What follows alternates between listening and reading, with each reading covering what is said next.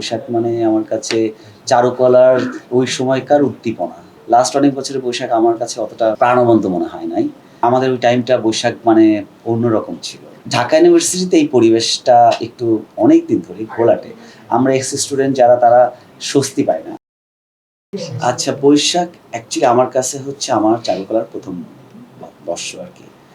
যখন আমি চারুকলায় ভর্তি হই তখন ১ম বর্ষে ওইখানে মার্কস বানাইতে হবে এবং ওখানে বড় ভাইরা 3rd ইয়ারের যারা তারা ওইটা করেন। 3rd ইয়ার 4th ইয়ার মাস্টার্সের।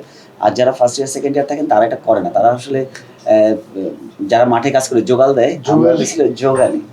সো আমরা হচ্ছে কাগজ কাটি, আঠা বানাই, এগুলা কাজ করা। বাট ওইটা ছিল বিউটিফুল বিকজ অফ ওই ১ মাস কাজ হইতো এবং এখনের বৈশাখ আমি জানি না। এখন লাস্ট অনেক বছরের বৈশাখ আমার কাছে অতটা না প্রাণবন্ত মনে হয় নাই। বাট আমাদের ওই টাইমটা বৈশাখ মানে অন্যরকম ছিল।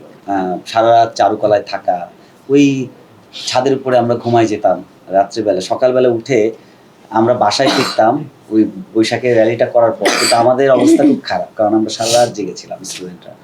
সো বৈশাখ মানে আমার কাছে এরকম অনুভূতি। বৈশাখ মানে আমার কাছে চারুকলার ওই সময়কার উদ্দীপনা, উচ্ছ্বাস। এখন যেতে ইচ্ছা করে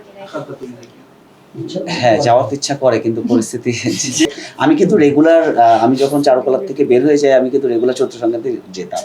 কিন্তু আমার কাছে মনে হয় যে ঢাকা ইউনিভার্সিটিতে এই পরিবেশটা একটু অনেক দিন ধরেই ঘোলাটে।